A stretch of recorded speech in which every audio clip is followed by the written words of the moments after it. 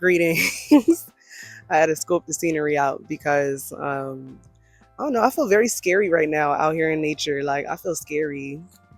It's the bugs, it's the people, popping up out of nowhere. Like it's one thing to go on like a path, like a trail, like a walk, and then to be like immersed in the woods. But this is like my favorite type of place to be at. Like I love Wissahickon Creek and I love being surrounded by trees, but I'm trying something new by being out here. So what's up, niggas? Welcome back to the Hood Healer's Diary podcast. Bitch, I look scared as fuck. Let me like shake some shit off. Shake the nerves off. Damn. And if people just happen to come into the video and or see me recording, you never know what you're going to get when you come out into nature. Okay, hold up. Look at the sun. Look at the sun blessing me. Okay.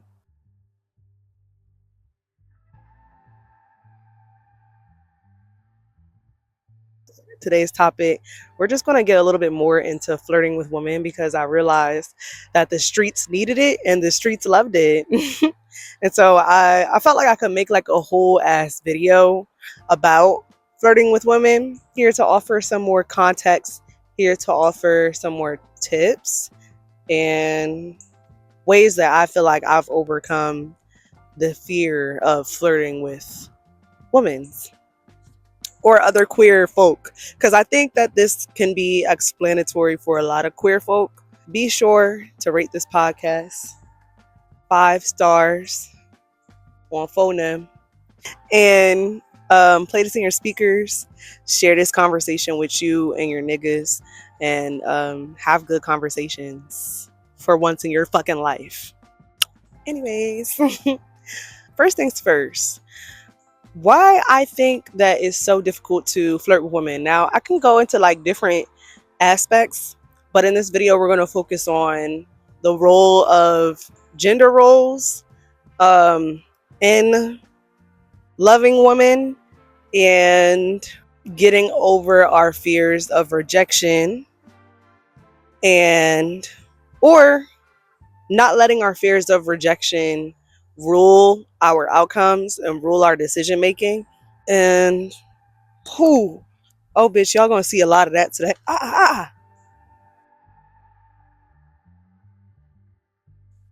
I'm telling you, bitch, I'm scared. Like I feel like I should have like sprayed and like showered in fucking bug spray. Like I'm scared.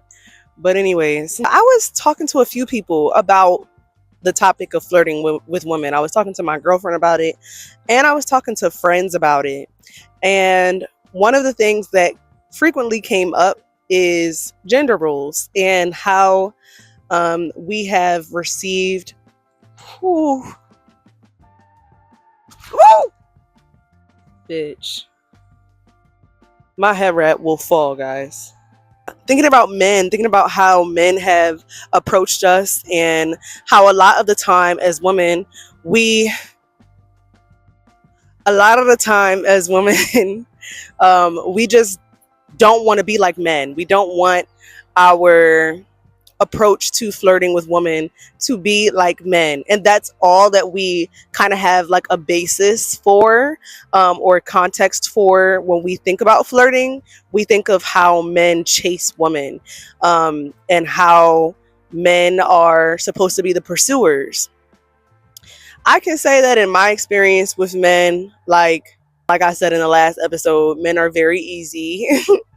Very easy, bitch. It don't take much at all to catch a man's attention, or for a man to pursue me. One of the things that I was talking about with a friend and with my girlfriend is just like how men find pushiness to be mistaken for assertion. I say this because I know we all have been through this, where a man will kind of feel like predatorial when it comes to flirting with you, and blame it on this idea, well, that's what women like. And it makes all of us feel uncomfortable. It makes all of us feel like we have to say yes. to being pursued for the sake of our lives, unfortunately. Yeah, it's just a very unsettling feeling. And I think that a lot of women, again, if we don't have a basis or a framework of women flirting with women, and all we see is men pursuing women, then we have this feeling of not wanting to be pushy. We don't want to be pushy. We don't want to come across as predatorial or that we're trying to just have our way with women. And so, because we don't want to be perceived as predatorial, we decide to not pursue at all. Because like what are the other ways in which we can respectfully come towards a woman and let them know that we are interested in them. I also think about masculine presenting women and how a lot of mask women feel like they have to be the one to pursue or the one to put themselves out there in order to get a connection with a woman. Honestly, a lot of the mask women that I have come across are puss. I don't know. It's just very much like they're scary. They're not willing to go out of their way to make it known to a woman that they're very interested. Now for me, I constantly get this from other women that I look straight passing. I don't know what the fuck that means. I really don't know what the fuck that means. Like, do I have to tattoo gay on my forehead in order for a woman to come up to me? I don't know. But also, like, I have a girlfriend, so it's just like I'm okay with that. You know what I mean? I know I know what I be doing on the low, and I know what I be doing on the high. So it ain't nothing to me. Yeah, a lot of masked women might feel like they have to like be like a man in order to get a woman, and a lot of, I guess, straight passing women, femme presenting women, um, feel like they want to be pursued. And I get that because I also do want to be pursued. Like, I also feel like I want to be pursued, but I'm also unafraid to also do the pursuing. And sometimes I think being confused as a straight passing woman or being femme presenting is like I have to give the go towards other women for them to know, like, yo, I like that puss. I like puss. And I like you. And like I feel like I have to take that step forward in order for them to be like, okay, it's okay for me to take that step forward. People are coming. One second, guys. As I was saying, as a real nigga was saying, yeah, I want to be in the sun. Yeah, and I just feel like at the end of the day, the way that I see it is like women are women, and I don't give a fuck what you're wearing. Every woman deserves to feel special. Every woman deserves to feel like they are desired and desirable.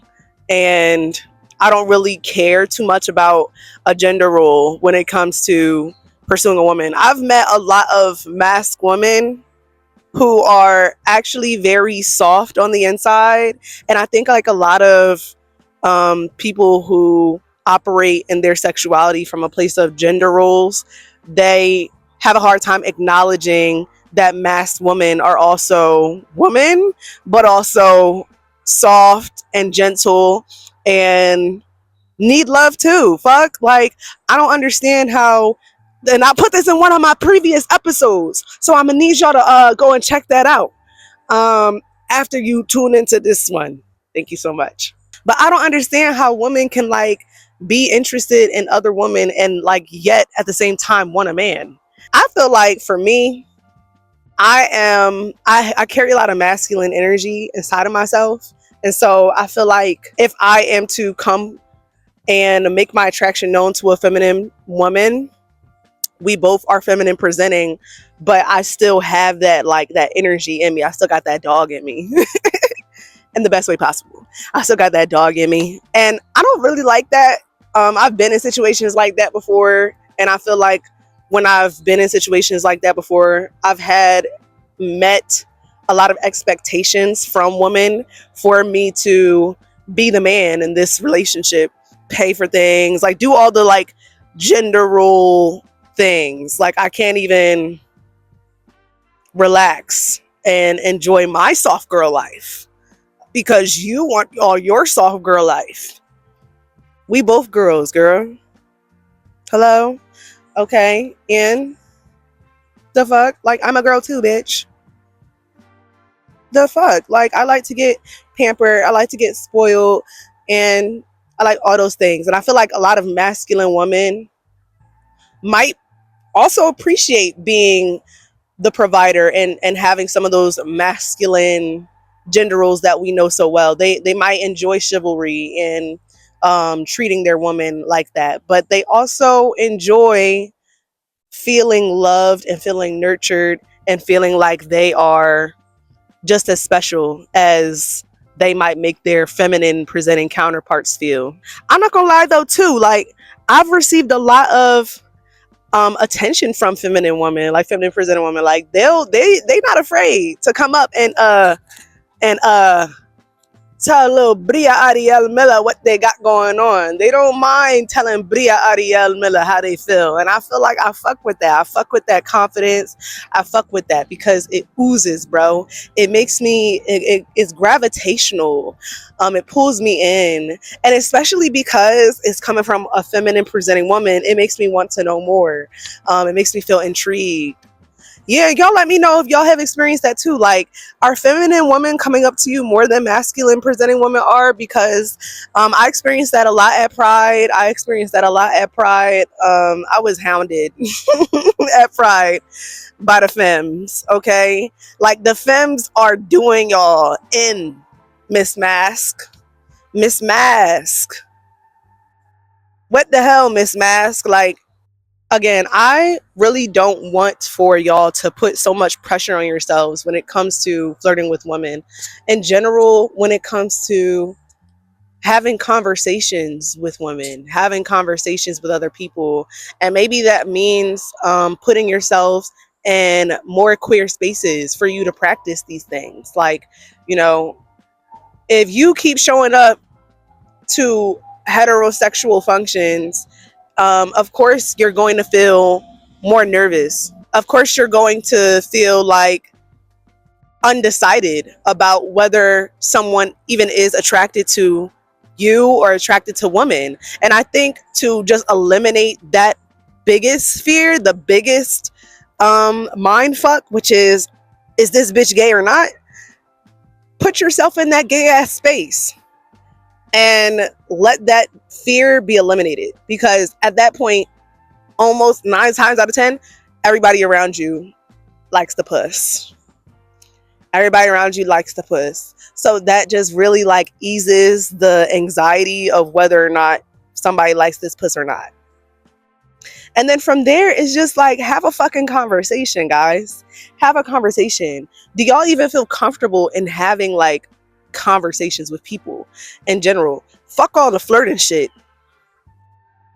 Fuck all that.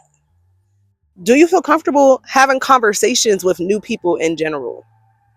Because I feel like having comfort in knowing how to exercise social skills, that honestly alone that's the basis of a flirt. And then like your charm that you bring to that, your charisma, your aura that you bring to that is what makes it a flirt. Okay, somebody else is coming, this white woman, so we're gonna wait. No, you're fine. Yeah, you're fine.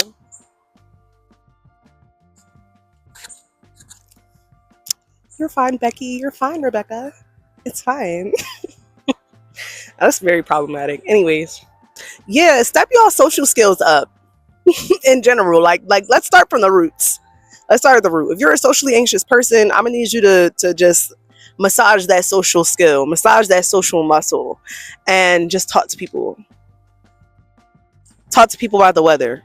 Like, small talk, I get that a lot of people kind of hide behind like, I'm not a small talk person. I hate small talk. And yeah, small talk can be annoying. Small talk can be annoying when you're actually looking to like build intimacy in your life and build intimacy with people. But a lot of the times, most of the time, the way that you get to the point of intimacy is by starting with small talk. And that's something that needs to be exercised. Get comfortable with small talk. Get comfortable with just talking about superficial things that may lead into now bigger things that we can talk about, such as your sexual orientation. Again, it can be as simple as having a shared experience with someone. If you both are at Pride, talk about some crazy ass encounter that you had at Pride so far, or one of the stands that you went to and somebody was in a G string and shaking their ass. Like, let's just talk about those shared experiences, because that's what helps people feel connected to you in a way that doesn't feel conditional and doesn't feel like, oh, you're just out on the prowl. Like, that's why I hate when niggas come up to me and be like, oh, can I get your number? Bro, you didn't even fucking introduce yourself, bro. You didn't say, hey, how are you? My name is, before you're already asking for my number. Bro, you don't know my identity. Like, you don't even know my identity. You're showing more interest in like your lustfulness than you are in actually getting to know me. What happened to hi, how are you? Hi, how are you? How was your day? You know what I mean? Let's start there. Let's start there, guys. Go up to a woman, ask her, hey, how are you? My name is, how's your day going? How's your day going? Right, right. My day's going well too. Thank you for asking. No, I just noticed you from, across the street, and I really wanted to come up to you and get to know you because you look so beautiful. Like, I would love to get to know you a little bit more. Do you have some time to talk, maybe? Like right now, we can just get to know each other a little bit more. No pressure. No pressure. I'm not asking for your number. I'm not asking for your Instagram. I'm not asking for. Do you just want to have a conversation? Do you just want to talk? Okay, period. Okay. And then next, for me is I didn't write none of this shit down. So hopefully, the unscriptedness of this is great. And yeah. Next is overcoming fear of rejection. Now, I went to an all girls high school. So I think going from a middle school where I was with a lot of co ed, I was with boys and girls. Boys can be very mean. Boys were very mean to me in middle school. They were either mean to me or sexualized me, and there was no in between. I had a few boyfriends, but most of my interactions with middle school boys were them being pubescent, horny, and nasty and dirty and stinky. PU, for real. That was my experience with little boys, PU. And going to high school with all girls, it really just made me feel more confident in myself. It made me feel more confident in being around other women. Here comes another white woman. We're going to name her Beatrice. So let's let Beatrice come and go. Thank you, Beatrice. Yeah, going to an all girls school, that was like my first way of, like, I knew in middle school that I liked the women's, but high school was really now like my way of testing this out and experimenting. I met my first girlfriend there. We're going to give her an Elias. What's her Elias? Amaya. Amaya. Yeah, at the time I didn't even know if Amaya liked me. Amaya was like the prettiest girl ever. Ooh, I should like run down like my gay moments of knowing like how I have come to accept that I do like the women's, but obviously my understanding of who I liked romantically was way before high school, and honestly before middle school too. But we'll get into that at another time. Amaya.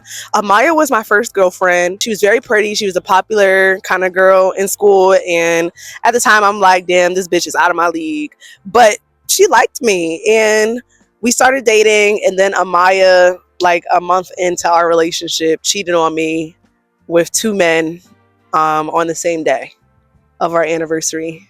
Shorty was wilding. Shorty was busting it wide. Okay. So that was my experience with Amaya. And then I had a couple instances in high school, where I talked to a couple girls and dated a couple girls. But, it just they didn't feel like I could like them even as a friend, even as a person. I might have thought they were pretty, but I didn't feel like they were friends to me. Honestly, a lot of my experiences with women that have escalated into more are with women that felt like friends to me, or I had crushes on my best friend, which is like always a thing for gay women. I didn't feel a friendship with them at first, and I didn't really feel like I liked them as people more than I liked the idea of them and the attention that they could give me, and I could give them. And also in high school, I was kind of experimenting with my identity, how I would like to express myself. And it was a time where I was dressing a little bit more masculine. With that, like I said, lots of women just expected for me to be a man. And especially since we are in this gay environment where honestly, a lot of girls were coming into high school just to be gay for the 4 years and come back out converted back to straightism. And I don't know, it was giving like they're treating it like it's a stay at the Hamptons, and then they'll go back to real life and it's like, girl, you were straight the entire time. But okay. You were either straight or you were bi, but you were bi and man centered and male centered, and like you gravitated more towards men, which I guess sexuality is a spectrum. But girl, I really like puss. I really like puss. So it's like, please, free me. Okay. And then, yeah, getting to college, I did have a girlfriend going into college, but it was like COVID time. So I was spending a lot more time with her here in Philly. We'll give her the name Alex. Yeah, Alex.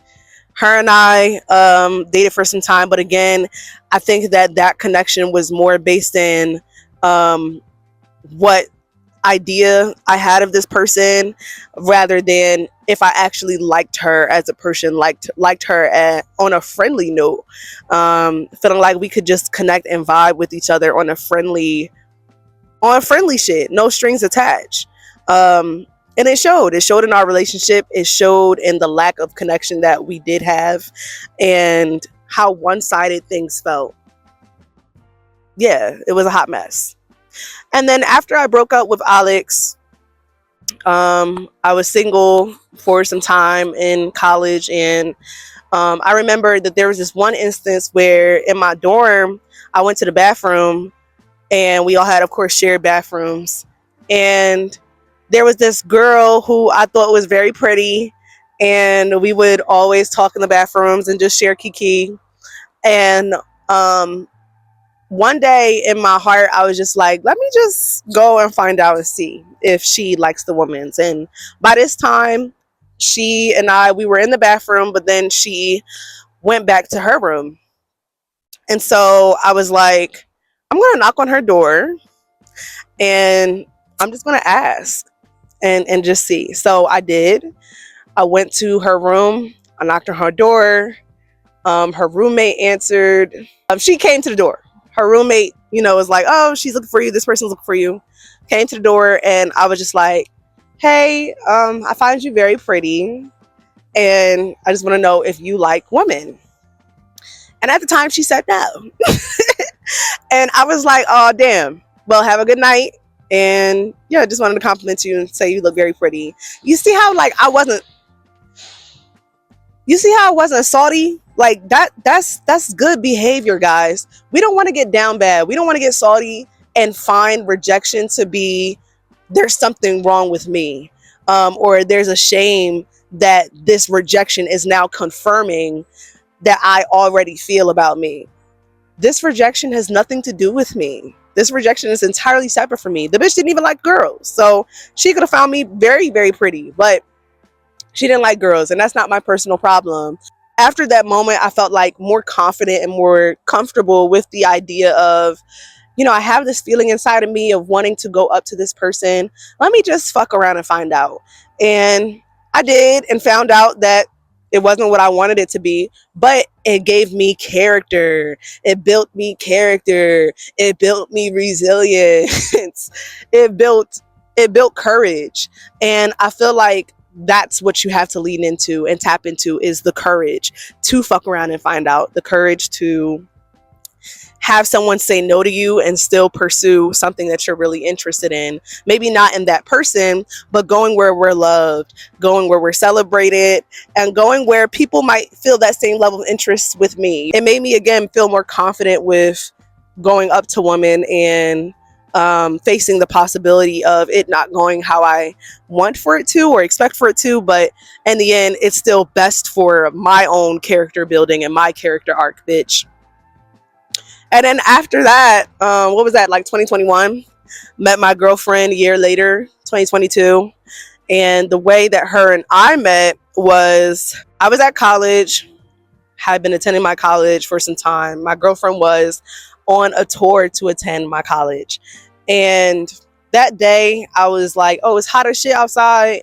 I want to go outside and go for a little walk.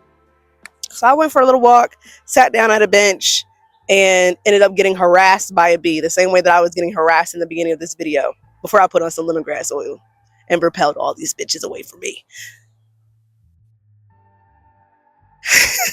Like I hear a crackle and a pop, and I'm like, I feel like that Mr. Crab meme. Got chased by a bee, and I was scared, and so I started walking away from the crime scene, and saw my girlfriend sitting across from me, and it was like very much attraction at first sight. Like as soon as she saw me, as soon as I saw her, I couldn't take my eyes off of her. And I remember I was on the phone with my mom, and I was like, Mom, hold up, I found the love of my life. I didn't say that like verbatim, but I'm just like, Mom, I gotta hang up because this shorty is like a melody in my ear. And so I hung up with my mom. She's still smiling at me. She's still smiling at me. I'm still smiling at her. I'm just trying to figure out what's up, right? So I'm walking and shit. I'm about to show you. This is how it was, right? And I got to the point where I'm like, I'm out of the frame, right? But I come and I double back. And I'm like, hey, how you doing? I'm like, hi, how are you? You know, she started giggling and stuff because she didn't expect for me to come up to her. But oh yeah, in us crossing paths, I tell her, I'm like, you look good. And she tell me I look good. And so I'm like, okay, let me spin a block. Cause that eye moment and then us being assertive and telling each other that we look good, that's what made me go running back, because that let me know that there's an open door there, bro. There's an open door there, and I want to explore that shit. So I went back, told her, you know, oh, you look good. We introduced ourselves. She told me she was on a tour at my college, and I gave her a little bit of feedback about what my college is like. We exchanged information, and literally, y'all, the rest is history, and we've been together for 3 years. Honestly, being direct has never not gotten me what I wanted.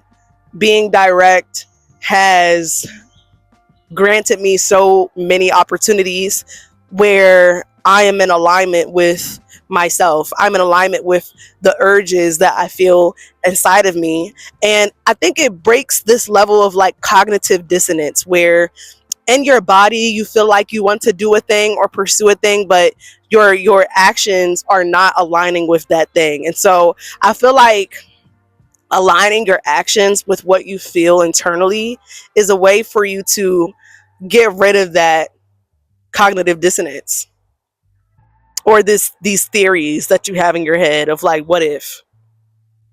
um Obviously, y'all, I know that this topic ranges. This topic can range when we're thinking about gays who are neurodivergent, gays who have autism and might have a little more of a difficult time with social cues and developing social skills with other people. I know it's different too for like autistic individuals who recognize other autistic individuals and might feel more comfortable with associating with them because they don't have to mask. And so yeah, this topic can like range in so many different ways. But here's a white couple coming, so I'm going to name them Max and Martha. So let's let Max and Martha pass us by. Ooh. Oh yeah, he looks very hot. Poor thing.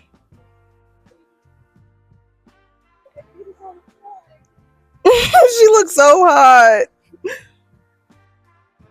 What's her name? Sugar? Oh, hi, Sugar.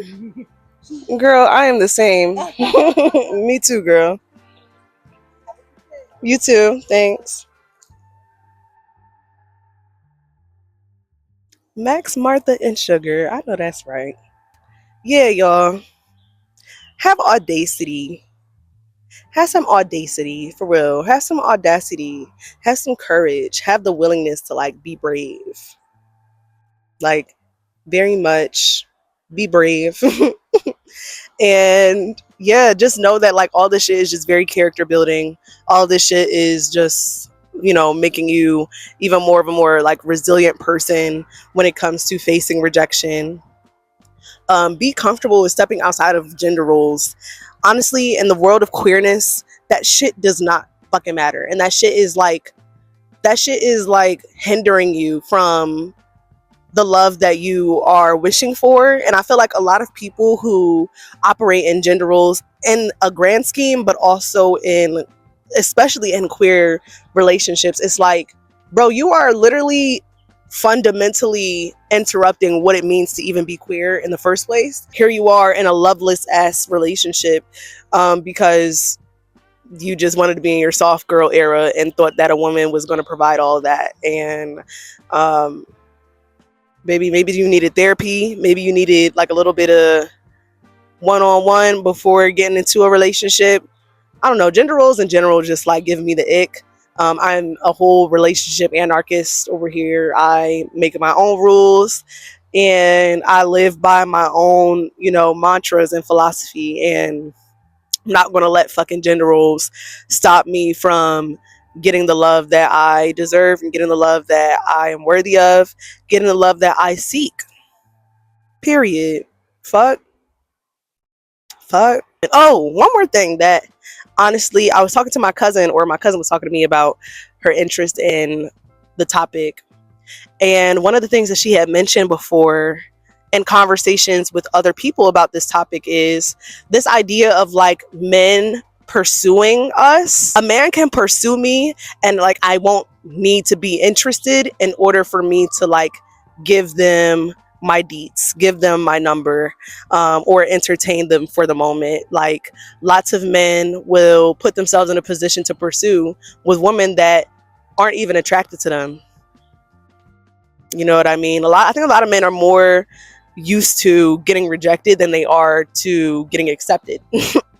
And that has breeded the kind of men that we currently see today, which is a hellfire. But yeah, I think with women, it's like when you feel genuine attraction, it is overwhelming sometimes. Like, I feel like women give me butterflies in a way that a man hasn't done for me yet. And because women give me butterflies, it's just like I feel nervous. I feel nervous. But it's a really good like excitement. It's an excitement. It's an intrigue. And I want to explore it. Yeah, for me, women are all that in a bag of chips. I was watching this video over again, and there's a couple other things that I wanted to talk about. First is emotional intelligence. I definitely think that emotional intelligence is necessary when wanting to approach women. You need to be able to read a room. You need to be able to figure out if a woman is attracted to you or not. I feel like the best way to do that is to just trust your instincts. If a woman is lingering eye contact with you, baby, she think you cute. Okay, if a woman looks at you but then looks away quickly, but then looks at you again, but then looks away quickly, that back and forth. She's shy, but she's interested. Yeah, she's interested.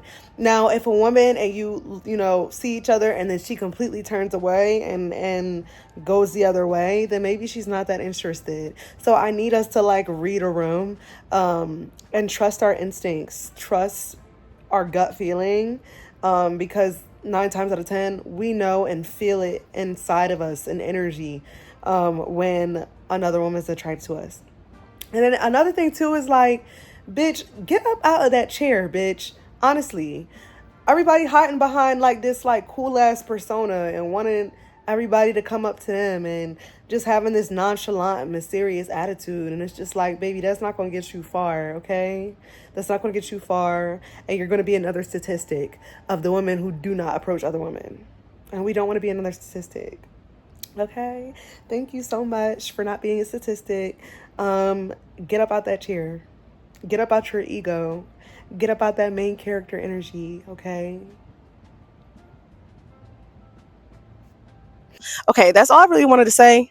Thank y'all again for listening to the Hood Hilarious Diary podcast. Be sure to rate this podcast 5 stars and play this on your speakers. Play this with your niggas. I'll see y'all next time. Bye.